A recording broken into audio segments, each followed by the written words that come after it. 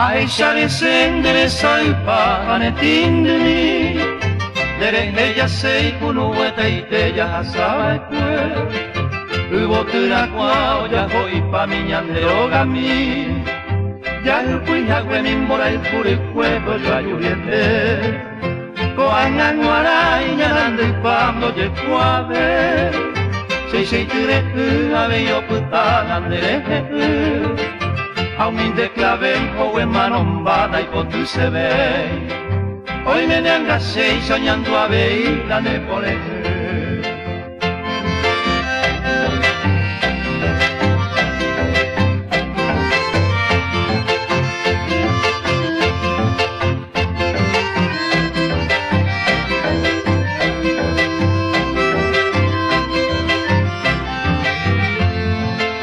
Al partir mi bien te he visto salir llorando dolor, sin querer dejar las dulces caricias de nuestro querer. Perfumes de flor llenaban feliz nuestro dulce hogar, donde tan felices libamos juntos néctar de amor.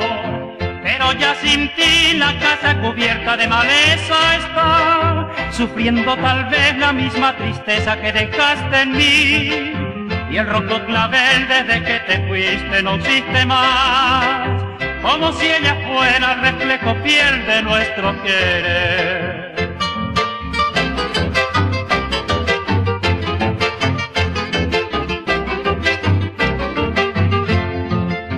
Ende tui porea yo ai kwea ni oye o Karu ventañe consolavo ahaba de tu Apembe we miti du tapete ayua ya he o Aisha ya uise morai kumi bene kunumu Ello mi yente na se camba a mi ñaña Ose corazón mano motaba toku tumi Ande botu fuera kutori paite beta y botu yera Tai botiñe y ñana de paña de rogami Vuelve, vuelve pronto mi amor querido, ya no puedo más.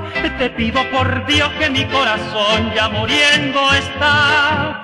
El rojo clavel solo cuando vuelva florecerá. Y este corazón solo con tu amor podrá renacer.